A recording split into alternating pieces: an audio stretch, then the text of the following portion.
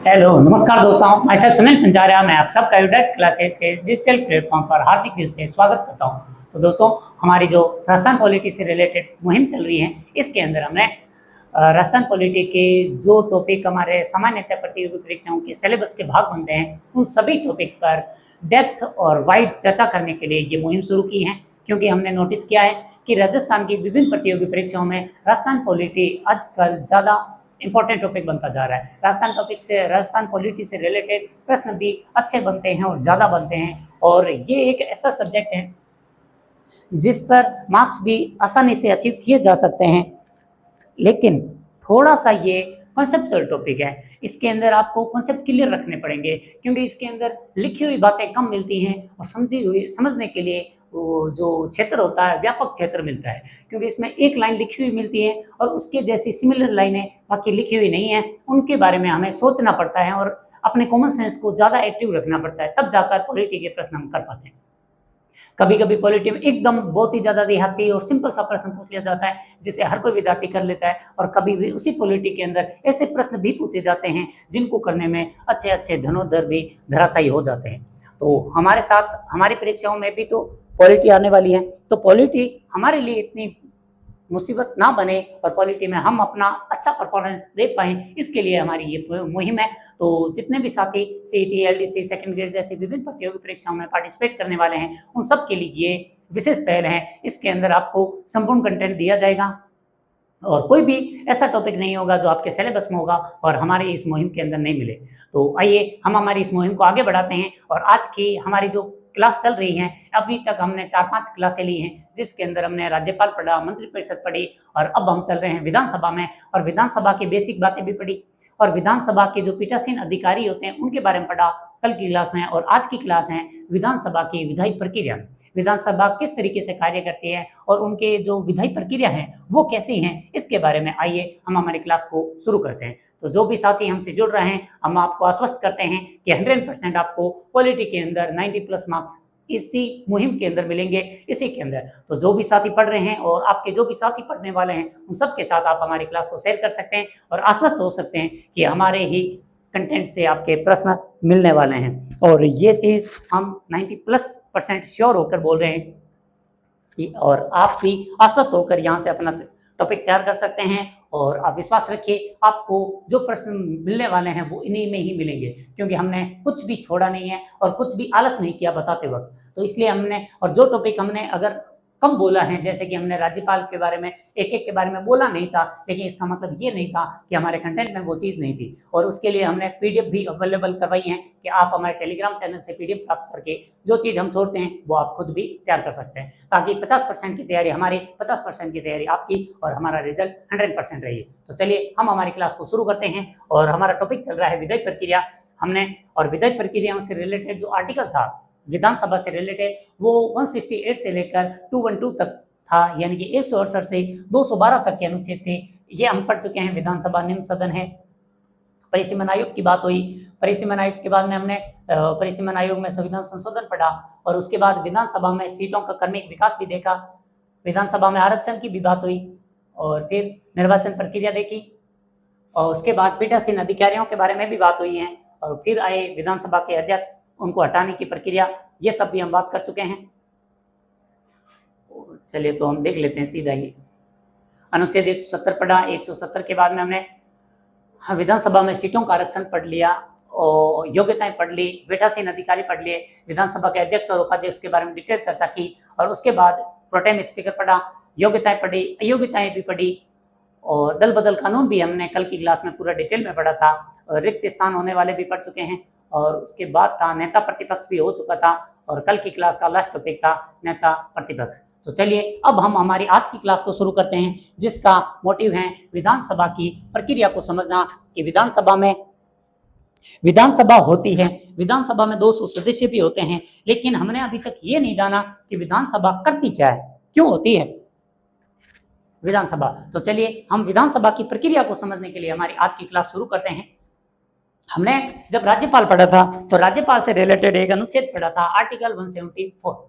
Article 174 के अंदर हमने बात की कि राज्यपाल विधानसभा के सत्र को आहूत करते हैं, सत्र को अवसान करते हैं, यानी कि सत्र को समाप्त करते हैं और विधानसभा को भंग भी करते हैं। तो वहां पर हमने जो चीज पढ़ी थी वो था सत्र।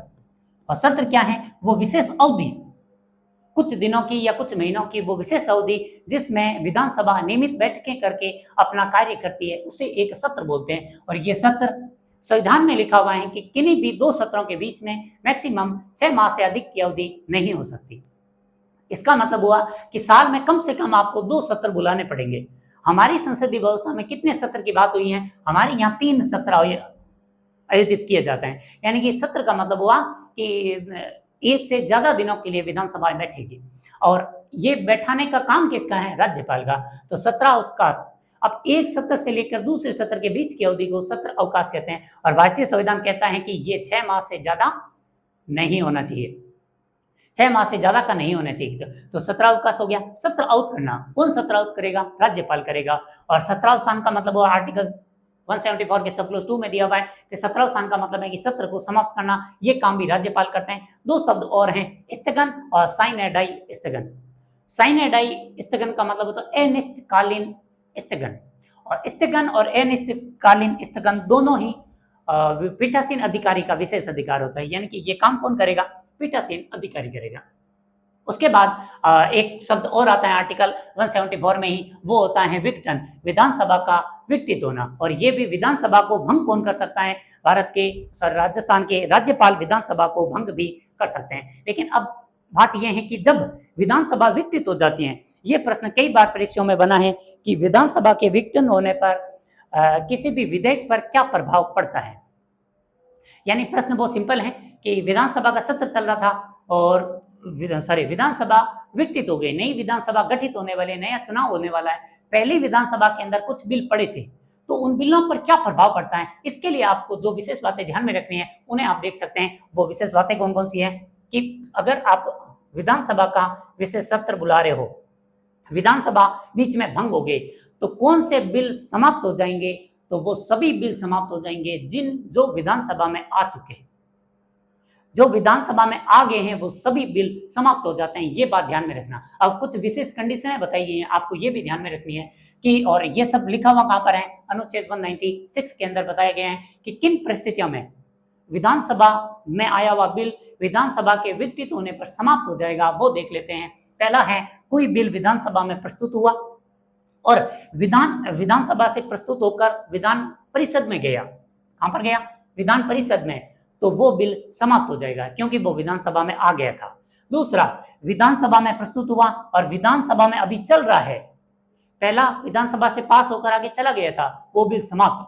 और विधानसभा में पेश हुआ, विधानसभा में ही है अभी तक, तो भी वो बिल भी समाप्त हो जाएगा। तीसरी कंडीशन, विधान परिषद से पास हुआ और विधानसभा में चल रहा है, तब भी वो समाप्त हो जाएगा। और तीसरी, और कुल मिला के करने मतलब क्या हुआ? ऐसा कोई भी बिल जो विधानसभा में आ गया है तो वो समाप्त हो जाएगा। ये ध्यान में रखना। अर्थात विधानसभा के विघटन पर ऐसे समस्त लंबित बिल समाप्त हो जाते हैं जिन विधेयकों को विधानसभा ने छू लिया है। जो विधानसभा में आ गए वो सभी बिल समाप्त हो जाएंगे अगर विधानसभा विघटित हो जाती है तो। और मतदान वाला जो सत्रावसान वाला है वो राज्यों में लागू नहीं होता, वो केवल सुप्रीम कोर्ट और हाई कोर्ट में लागू होता है। चलिए, अब एक और है, विधानसभा में कोई भी कार्यवाही अगर चालू रखनी है तो इसके लिए आपको कितने सदस्यों का उपस्थित होना बहुत ज्यादा जरूरी है। तो सदस्यों की उपस्थिति, सदस्यों की वो न्यूनतम संख्या जो विधानसभा में कोई भी बिल पारित करने के लिए आवश्यक होती है, उसे बोलते हैं गणपूर्ति, और इंग्लिश टर्म है कोरम।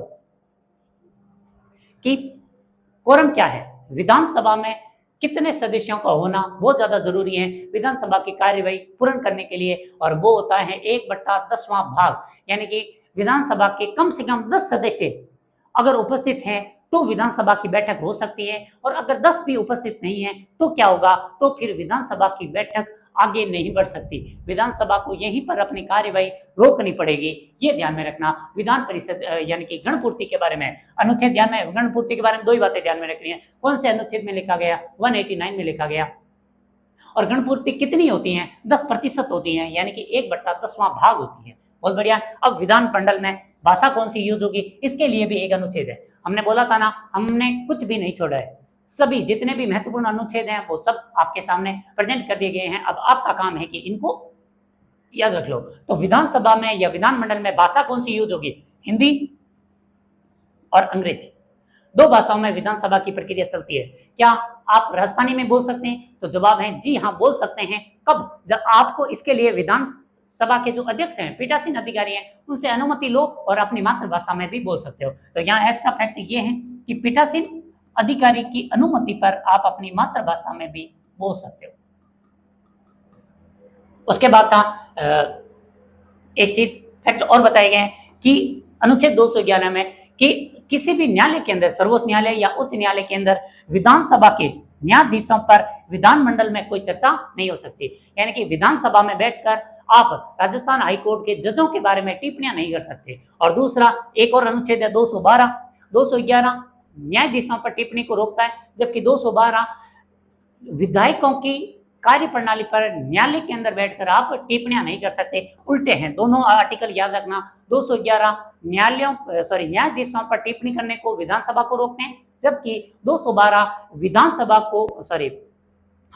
विधानसभा के विधायकों पर न्यायालयों द्वारा टिप्पणी को रोकता है। ये भी ध्यान में रखने की बात है। उसके बाद विधानमंडल की अब आती है दैनिक प्रक्रिया। विधानसभा किस तरीके से कार्य करती है, इसके लिए प्रक्रिया क्या है, यानी कि जो ऐसी बातें जो विधानसभा रोजाना फॉलो करती हैं वो कौन कौन सी है। तो सबसे पहले विधानसभा की कार्यवाही शुरू कब होती है, कितने बजे होती है? तो विधानसभा की कार्यवाही शुरू होती है सुबह 11 बजे। विधानसभा की कार्यवाही सुबह 11 बजे शुरू होती है, शाम को 6 बजे तक चलती है। विधानसभा की बैठक हुई, इस तरीके से बैठक चलने लगी। प्रथम बैठक, 2 बैठकें होती है प्रतिदिन। एक प्रथम बैठक जो 11 से लेकर 1 बजे तक, जब तक कि व्यक्ति नाश्ता करने नहीं जाते हैं, लंच करने के नहीं जाते हैं, तब तक होती है प्रथम बैठक, जो 11 बजे से लेकर लंच तक चलती है। और दूसरी बैठक लंच के बाद शुरू होती है और शाम को 6 बजे तक चलती है। अब विधानसभा में 2 काल आते हैं जो सबसे ज्यादा इंपॉर्टेंट माने जाते हैं, उन्हें बोला जाता है, पहला आता है प्रश्नकाल। प्रश्नकाल क्या होता है? ये वो समय अवधि है जिसमें कोई भी विधायक किसी भी मंत्री से प्रश्न पूछ सकते हैं कि आपने जो पिछली बार बजट के अंदर प्रावधान किया था वो कितना लागू हुआ, हमारे राज्य के अंदर कितना विकास हुआ और इस प्रावधान का जनता को कितना फायदा मिला। ये तमाम प्रकार के प्रश्न हैं वो प्रश्नकाल के अंदर पूछे जाते हैं। और ये प्रश्नकाल कब शुरू होता है? जैसे ही विधानसभा की बैठक शुरू हुई, शुरुआती घंटे के अंदर, यानी कि 11 बजे से लेकर 12 बजे की जो अवधि है, इस अवधि के दौरान आप किसी भी विधायक से कोई भी प्रकार का प्रश्न पूछ सकते हैं। और एक सामान्य जागरूक नागरिक होने के नाते आप सबको विधानसभा की जो टेलीकास्ट आती हैं उसमें से प्रश्नकाल वाली जो टेलीकास्ट हैं उसको जरूर देखनी चाहिए। तो यही आपको बताएगी कि आपके यहाँ पर चल क्या रहा है। बाकी विधानसभा की कार्यवाही में तो बहुत सारा हो हल्ला होता है, हंगामा होता है, लेकिन ये जो प्रश्नकाल वाला है ये थोड़ा सा व्यवस्थित होता है। एक विधायक खड़ा होगा, प्रश्न पूछेगा और ये अनुमति कौन देगा? विधानसभा का अध्यक्ष अनुमति देगा, वो प्रश्न पूछेगा और जो उससे संबंधित मंत्री हैं वो मंत्री इसका फिर जवाब देगा और पूर्ण रूप से, और सभी लोग शांति से इसको सुनते हैं। ये 1 ही घंटा ऐसा है जो शांतिमय तरीके से होता है। उसके बाद दूसरा शुरू होता है, उसे बोलते हैं शून्यकाल। शून्यकाल क्या है? 12 बजे से लेकर शुरू होने वाली एक विशेष अवधि है जिसके अंदर आप किसी से भी कुछ भी बिना कोई नोटिस दिए हुए सीधा पूछ सकते हैं। ये शून्यकाल है। प्रश्नकाल के ठीक बाद 1 घंटे की, या जरूरी नहीं पूरा 1 घंटे चले, आधे घंटे भी चल सकता है, तो शून्यकाल बोलते हैं। इसको शून्य इसलिए भी बोलते हैं क्योंकि 12 बजे से लेकर 1 बजे के बीच में, क्योंकि 1 बजे से पहले है तो 1 से पहले आता है 0, इसलिए इसे भी बोला जाता है शून्यकाल। क्या ये संविधान में लिखित कोई काल है? तो जवाब है जी नहीं, ये हमारे यहाँ पर केवल एक परंपरा के रूप में फॉलो होता है, क्योंकि मीडिया इस तरीके के प्रश्न पूछती थी और मीडिया के प्रश्न पूछने की वजह से इसको शून्यकाल घोषित कर दिया गया था। ठीक है, वो शून्यकाल वाली बात ठीक है। अब क्योंकि हमने अभी पढ़ा प्रश्नकाल होता है, तो प्रश्नकाल में कितने प्रकार के प्रश्न पूछे जाते हैं ये भी कई बार परीक्षाओं में पूछा गया था, तो इसके लिए भी हमने यहाँ पर आपके सामने रख दिया कि प्रश्नकाल क्या होता है, किस तरीके के प्रश्न बनते हैं। प्रश्न 3 प्रकार के होते हैं। एक में स्टार मार्क होता है जिसे बोलते हैं तारांकित प्रश्न, यानी तारा मंडा हुआ प्रश्न। ये कैसा होता है? मौखिक होता है। और इसका क्या आप मौखिक प्रश्न है तो आप इसके पूरक प्रश्न भी पूछ सकते हो। तो हमसे पूछना जाता है कि तारांकित प्रश्न कौन से होते हैं? जिन पर स्टार लगा होता है। ये लिखित होता है या मौखिक होता है? ये मौखिक होता है। और क्या आप इसमें पूरक प्रश्न पूछ सकते हो? क्योंकि मौखिक है इसलिए आप पूरक प्रश्न भी पूछ सकते हो। इनके साथ तारा चिन्ह लगा होता है। एक दिन में अधिकांश कितने प्रश्न पूछे जा सकते हैं? स्टार मार्क 12 प्रश्न पूछे जा सकते हैं। एक सदस्य 2 से अधिक प्रश्न नहीं पूछ सकता। दूसरी बात है अतारांकित, जिन पर कोई भी प्रकार का तारा नहीं बना हुआ है, स्टार नहीं बना हुआ है, ये कैसा होता है? लिखित होता है। क्या आप इसमें मौखिक प्रश्न पूछ सकते हो? क्योंकि लिखित में आप कैसे लिखकर प्रश्न दे सकते हो, इसलिए ये लिखित हैं, इसलिए पूरक प्रश्न नहीं बनते। ये आंकड़ों तथा तथ्यों से संबंधित होते हैं, यानी कि जब आपको पूछना होता है कि आपने पिछले बजट के अंदर इस योजना के लिए इतना पैसा मांगा था, उस पैसे का कहाँ खर्च हुआ, कितना कितना खर्च किया और कितना इसका उपजाऊ प्रोडक्टिव यूज हुआ था, वो तमाम जानकारियां दीजिए। तो ये आंकड़ा और तथ्यों से संबंधित होते हैं। किसी भी मंत्री को ये तो याद रहता नहीं है, इसलिए वो लिखित में जवाब लाते हैं। और बजट सत्र में एक सदस्य द्वारा 60 से अधिक प्रश्न सूचित नहीं किए जा सकते। अध्यक्ष द्वारा किसी प्रश्न को अतारांकित में बदला जा सकता है, यानी कि अगर आपने स्टार मार्क प्रश्न पूछा लेकिन उसका जवाब लिखित में आना चाहिए और बहुत बड़ा है, यानी कि आंकड़े बहुत ज्यादा हैं, तो अध्यक्ष उस तारांकित प्रश्न को भी अतारांकित कर सकता है, क्योंकि इसका जवाब फिर लिखित में मिलने वाला है। अल्प सूचना वाले भी प्रश्न होते हैं कि इनकी सूचना, ये मौखिक होते हैं, इनमें भी पूरक प्रश्न पूछा जा सकता है और लोक महत्व के विषयों पर आप प्रश्न ऐसे पूछ सकते हो। और उसके बाद एक और कैटेगरी आते हैं, उन्हें बोलते हैं गैर सरकारी सदस्यों से प्रश्न। सरकारी कौन से होते हैं? ऐसे सदस्य जो सभी मंत्रिपरिषद के सदस्य होते हैं, वो सभी सरकारी हैं। और गैर सरकारी कौन है? जो मंत्रिपरिषद के सदस्य नहीं है, वो गैर सरकारी होते हैं। तो गैर सरकारियों से भी किसी भी प्रकार का प्रश्न पूछ सकते हो, लिखित मौखिक कोई भी प्रश्न पूछ सकता है। वैसे लिखित वाले का कोई महत्व नहीं है, मौखिक प्रश्न ही इनसे पूछे जाते हैं। तो ये हमारे सामने 3 या 4 प्रकार के जो प्रश्न काल में पूछे जाने वाले प्रश्न थे, इनके बारे में अक्सर ऐसे प्रश्न पूछे जाते थे। तो चलिए, ये कुछ बेसिक जानकारियों के बाद में अब हम आते हैं हमारे विधानसभा में प्रस्तुत होने वाले कुछ विशेष प्रकार के बजट सत्र बिल और उन बिलों से रिलेटेड विधानसभा की कुछ विशेषज्ञ। चलिए, विधानमंडल में विधेयक, जब भी कोई विधानसभा में बिल पारित होता है तो वो किस तरीके से पारित होता है, इसकी प्रक्रिया क्या है? तो सबसे पहले इसके 3 वाचन होते हैं, 3 बार उस पर मतलब चर्चाएं होती है। प्रथम वाचन, द्वितीय वाचन और तृतीय वाचन। प्रथम वाचन में क्या होता है? कोई भी बिल जब साधारण रूप से प्रस्तुत किया जाता है तो प्रथम वाचन में केवल उसका प्रस्तुतिकरण होता है और उस पर जो मंत्री या जो सदस्य बिल लाता है वो उसके बारे में बेसिक जानकारियां देता है।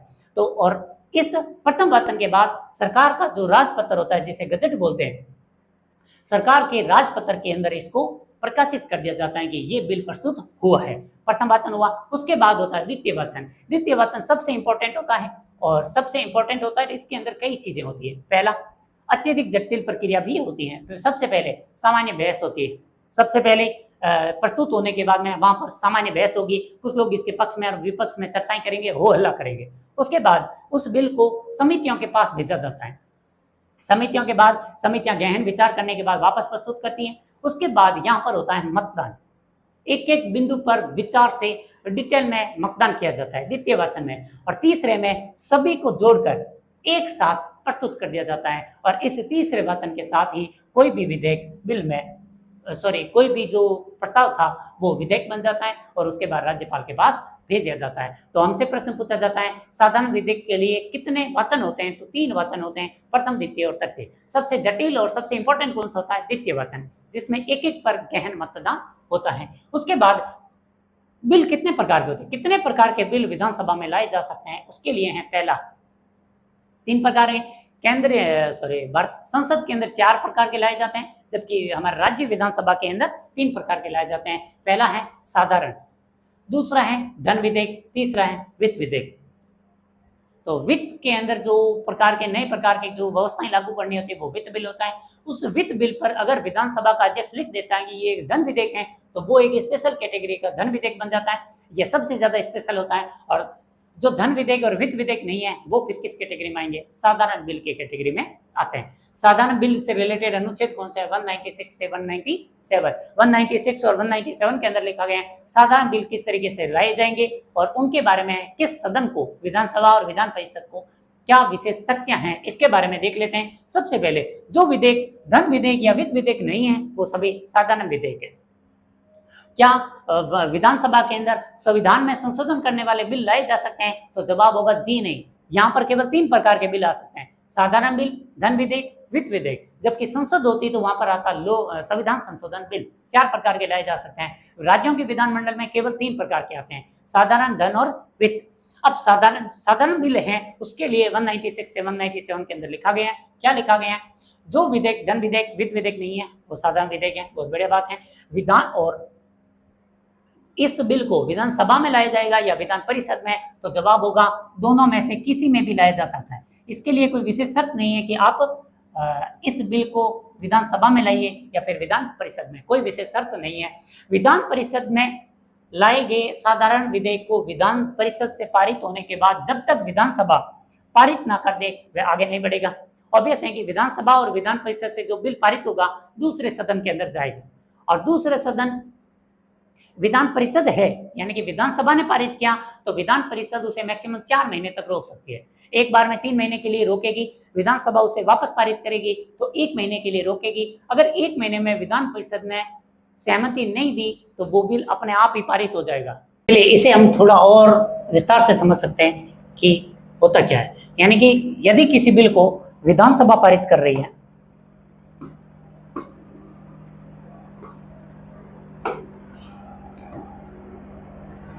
विधानसभा से बिल गया विधान परिषद के पास, अब विधान परिषद के पास ऑप्शन क्या है, विधान परिषद उस बिल को है जैसे ही प्रस्ताव को पारित कर दे तो बिल सीधा राज्यपाल के पास जाएगा। अगर विधान परिषद ने ऐसा नहीं किया, हस्ताक्षर नहीं किए, तब उसके पास पहला ऑप्शन क्या है, वो बिल पर सहमति नहीं दे रही है यानी चर्चा नहीं कर रही है, तो ऐसा वो 3 माह तक विधान परिषद किसी बिल को अपने पास रख सकती है। और 3 माह तक बिल को रखा तो विधानसभा उस बिल को वापस भेजेगी, और विधानसभा का भेजा हुआ बिल अब जब विधान परिषद के पास आएगा तो वो 1 माह तक और रख सकती है।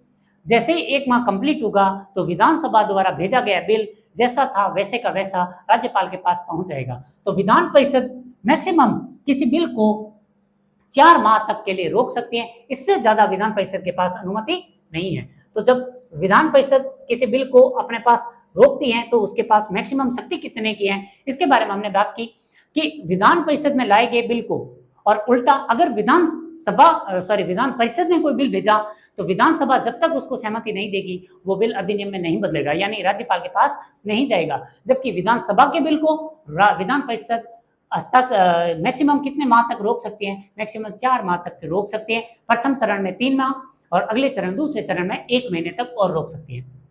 यहाँ लिखा है विधान परिषद में लाए गए बिल को तो विधानसभा जब तक नहीं सहमति देगी वो बिल बनेगा ही नहीं, जबकि विधान परिषद वाले मामले में विधान परिषद इसको 4 माह तक के लिए रोक सकती है। यदि विधानसभा इसे पुनः पहले चरण में 3 माह, दूसरे चरण में 1 माह, यदि इस अवधि के उपरांत साधारण विधेयक को ठीक वैसे ही पारित करना पड़ेगा जैसे विधानसभा चाहती है। अब आता है मोस्ट इंपोर्टेंट बिल जिसका नाम है धन विधेयक बिल।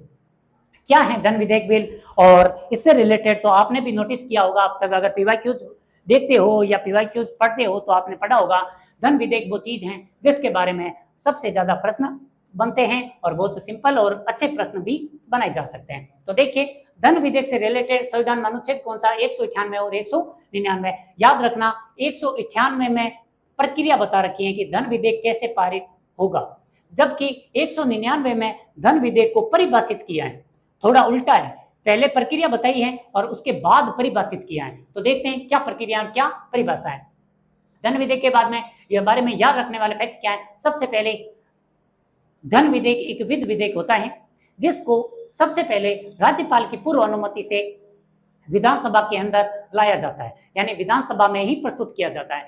विधानसभा में प्रस्तुत होने के बाद विधानसभा का अध्यक्ष उसको धन विधेयक घोषित करेगा, और जैसे ही धन विधेयक घोषित हो जाता है तो फिर वो बिल विधानसभा से पारित होने के बाद विधान परिषद के पास जाएगा।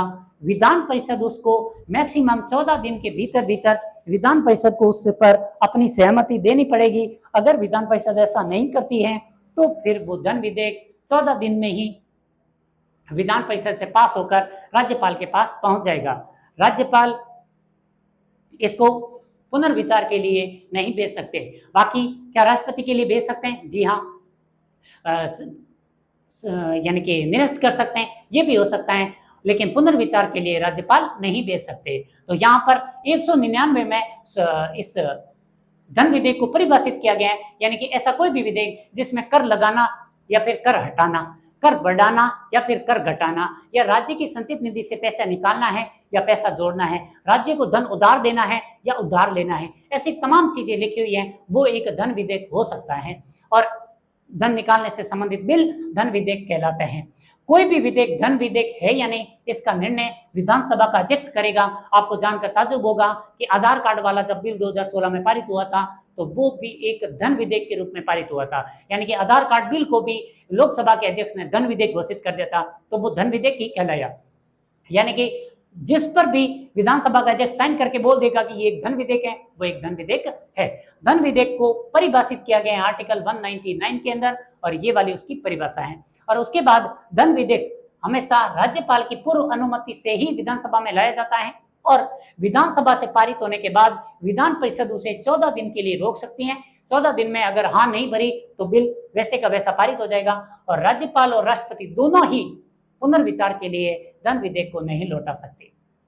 उसके बाद दूसरा पॉइंट है वित्त विधेयक। वित्त विधेयक क्या होता है? प्रत्येक बिल यानी कि पैसों से, फाइनेंस से जुड़ा हुआ प्रत्येक बिल वित्त विधेयक होता है। अगर उस वित्त विधेयक को राज्यपाल साइन करके बोल दे कि ये एक धन विधेयक है, तब तो वो धन विधेयक बन जाता है, अन्यथा वो एक वित्त विधेयक ही होता है। यानी कि प्रत्येक धन विधेयक बिल एक वित्त विधेयक होता है। तो जो वित्त विधेयक हैं वो वैसे 3 प्रकार के होते हैं। एक को हम धन विधेयक के रूप में पढ़ते हैं, दूसरे को वित्त विधेयक फर्स्ट पढ़ते हैं, और तीसरे को वित्त विधेयक सेकंड। 3 प्रकार के वित्त विधेयक हो सकते हैं, लेकिन धन विधेयक के अलावा वित्त विधेयक 2 होते हैं, फर्स्ट और सेकंड। वित्त विधेयक और धन विधेयक में समानता किस चीज की है? पहली चीज, प्रत्येक धन विधेयक होता है वो एक वित्त विधेयक होता है, लेकिन प्रत्येक वित्त विधेयक एक धन विधेयक नहीं होता है। वित्त विधेयक वही धन विधेयक होगा जिसको विधानसभा का अध्यक्ष बताएगा कि वो एक वित्त विधेयक धन विधेयक है। इसको पारित करने में धन विधेयक के साथ समानता क्या है? दोनों को राज्यपाल की पूर्व अनुमति से प्रस्तुत किया जाता है, दोनों को सबसे पहले विधानसभा में ही प्रस्तुत किया जाता है। वित्त विधेयक को क्यों विधानसभा में प्रस्तुत किया जाता है? तो ध्यान में रखना, धन विधेयक को क्यों करते हैं? क्योंकि पैसा जनता का है और विधानसभा ही जनता का सदन है, इसलिए धन विधेयक को सबसे पहले विधानसभा में रखा जाता है। लेकिन विधानसभा में रखने के बाद आप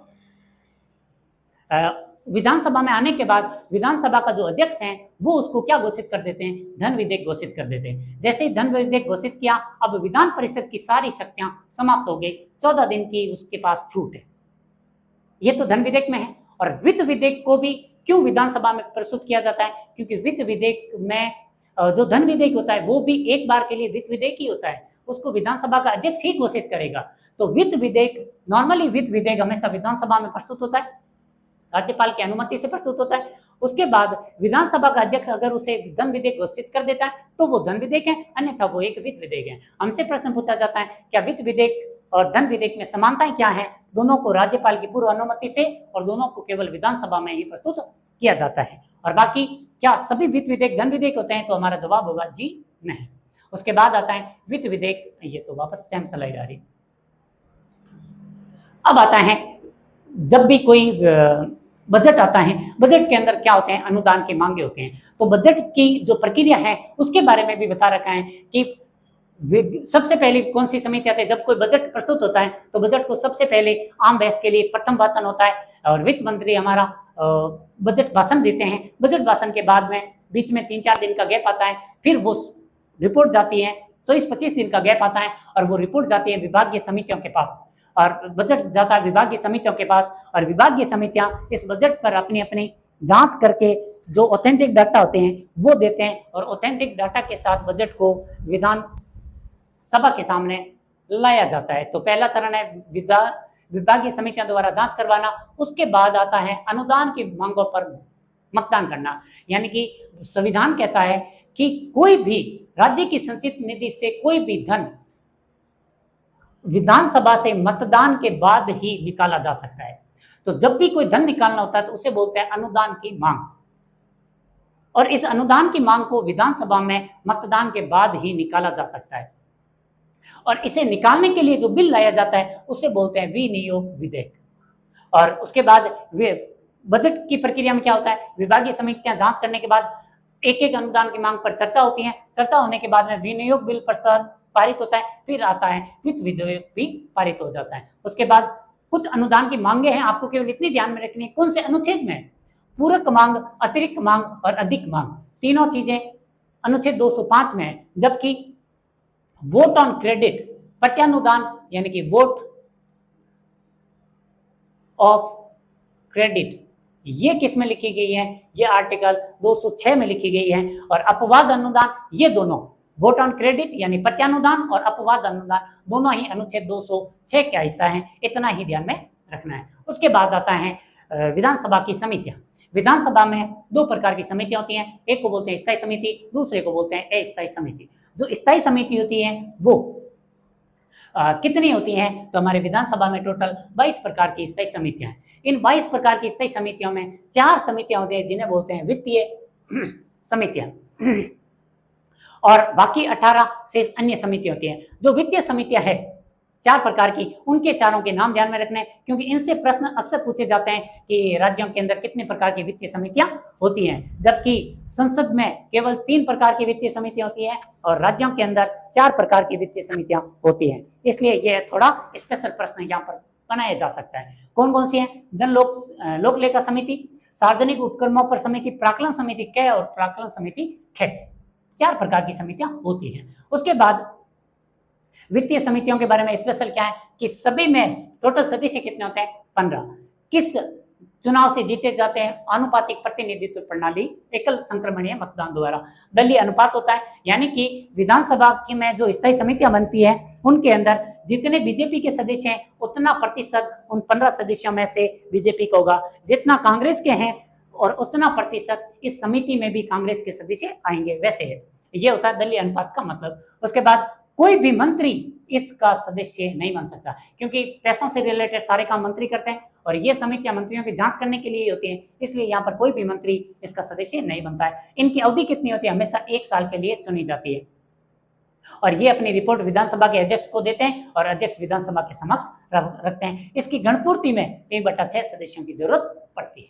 उसके बाद अब एक एक समिति की बात करें। पहली है लोक लेखा समिति। ये राज्य विनियोग लेखा, राज्य के वार्षिक वित्त लेखा और कैग की रिपोर्ट पर जांच करती हैं और वित्तीय कोई भी प्रकार का घोटाला हो उसकी उजागर करती हैं। इसका अध्यक्ष हमेशा विपक्ष का नेता होता है। ये बहुत इंपॉर्टेंट चीज है कि सरकार के खर्चों की जांच करने के लिए जो समिति बनी है वो है लोक लेखा समिति। लोक लेखा समिति के अध्यक्ष हमेशा और हमेशा विपक्ष के दल के नेता को बनाया जाता है। वर्तमान में विपक्ष का नेता कौन है? टीकाराम जूली। इसलिए टीकाराम जूली जी को इस लोक लेखा समिति के अध्यक्ष बनाया गया।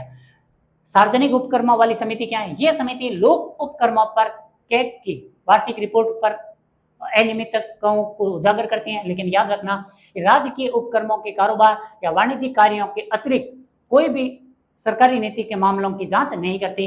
यह प्रशासन के रोजमर्रा के कार्यों की जांच भी नहीं करती। ये कोई स्पेशल जो विशेष प्रकार की कंपनियां होती हैं उनकी भी जांच ये नहीं करती। इसका अध्यक्ष हमेशा सत्ता पक्ष का होता है। और प्राक्कलन समितियों के बारे में क्या ध्यान में रखना है? ये आगामी वर्ष में आने वाले बजट में जो अनुमान आता है उसकी जांच करने के लिए ये समितियां होती हैं। और लास्ट, वर्तमान वित्तीय समितियों के कौन क्या है? लोक लेखा समिति के अध्यक्ष हैं टीकाराम जूली। प्राक्कलन समिति कैग हैं अर्जुन राम जिनगर। प्राक्कलन समिति खैक हैं श्रीचंद कृपलानी। और राजकीय उपक्रमों वाले हैं कालीचरण श्राद्ध, जो कि विधानसभा के प्रोटेम स्पीकर भी बने थे। अब राजस्थान में क्या क्या स्पेशल है? 25 लोकसभा सीटें हैं, 200 विधानसभा सीटें हैं। सर्वाधिक क्षेत्र वाला विधानसभा सीटें 19 जयपुर में है और न्यूनतम प्रतापगढ़ और जैसलमेर में 2-2 है।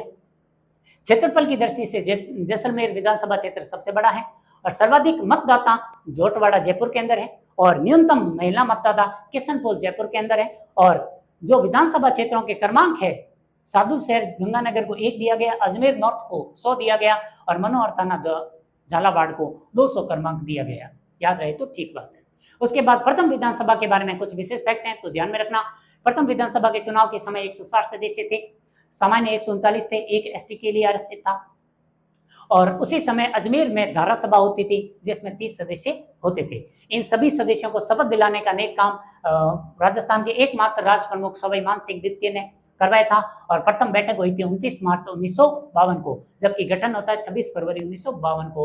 अब प्रथम विधानसभा में दलीय स्थिति देखे कांग्रेस को 82 सीटें मिली, राम राज्य परिषद को 24 और जनता संघ को 8 मिली थी। महिला प्रतिनिधित्व की बात करें तो प्रथम विधानसभा चुनाव में 4 महिलाओं ने चुनाव लड़ा, 1 भी नहीं जीती थी। उसके बाद बांसवाड़ा उपचुनाव के अंदर यशोदा देवी जी पहली विधायक बनती है, महिला विधायक बनती हैं। इसलिए हमसे प्रश्न पूछा जाता है राजस्थान की पहली महिला विधायक कौन थी? यशोदा देवी जी। कहाँ से जीती है? बांसवाड़ा से 1953 में। और 1954 में एक और उपचुनाव हुआ और इस उपचुनाव के अंदर कमला बेनीवाल जी दूसरी महिला विधायक बनी और यही आगे चलकर राजस्थान की प्रथम महिला मंत्री भी बनती है, क्योंकि इनको उप मंत्री का दर्जा मिला था। उसके बाद सेम चीजें वापस आ रही हैं। तो ये थी हमारी विधानसभाओं से रिलेटेड कुछ बेसिक फैक्ट जो हमने पढ़ा। अब इससे रिलेटेड आपके सामने कुछ प्रश्न दिए जा रहे हैं, आप इन प्रश्नों के उत्तर दे सकते हैं। कमेंट सेशन में जवाब दे दीजिए।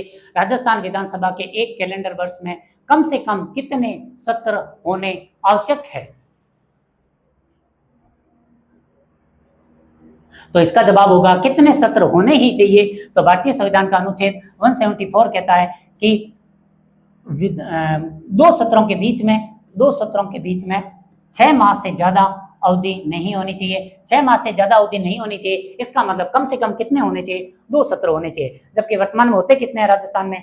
3 होते हैं। उसके बाद विधानसभा में धन विधेयक किसकी पूर्व अनुमति से पेश किया जाता है? तो वो और किसी के नहीं, राज्यपाल की पूर्व अनुमति से पेश किए जाते हैं।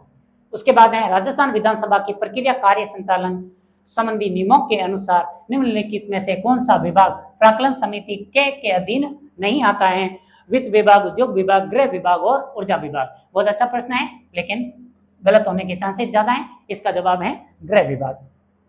राजस्थान विधानसभा के इतिहास में 30 जून 2016 तक कितनी बार विश्वास प्रस्ताव प्रस्तुत हुआ था, उस पर चर्चा हुई थी? इसका जवाब भी आप लोग भेज सकते हैं। और नेक्स्ट है राजस्थान विधानसभा के प्रक्रिया संचालन नियम में कौन से टाइप के मंत्री नहीं है? क्या मंत्रिपरिषद का कोई सदस्य मंत्री होता है? क्या राज्य मंत्री है? क्या उप मंत्री हैं? और उपयुक्त सभी इनमें से कौन सा नहीं है? कोई विधेयक धन विधेयक है या नहीं, इसका निर्णय राजस्थान में कौन करता है? और उसके बाद है कोई विधेयक धन विधेयक है या नहीं, इसका निर्णय कौन करेगा? राजस्थान विधानसभा के सत्र को आहूत करना, सत्रावसान करना, विकृत करने की शक्ति किसके पास है? राजस्थान विधानसभा के सत्र को आहूत करना।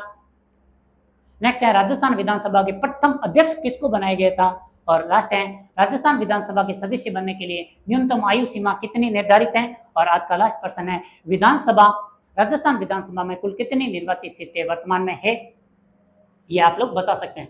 तो ये थे राजस्थान की विधानसभा, जिससे रिलेटेड आपके सामने संपूर्ण कंटेंट लाया गया है और संपूर्ण चीजों को आपको विस्तार से समझाया गया है। और इससे बाहर के प्रश्न अभी तक बहुत कम देखे गए हैं, तो चांसेस बहुत कम है। आप अगर इतना भी तैयार कर लेते हैं तो आपका टॉपिक पूरा तैयार हो जाएगा और आप अपनी परीक्षा में अच्छे खासे परसेंटेज बना सकते हैं। चलिए नेक्स्ट मिलेंगे पंचायती राज वाले टॉपिक पर। पढ़ते रहिए, समझते रहिए, हमें भी आगे प्रसारित करते रहिए। धन्यवाद।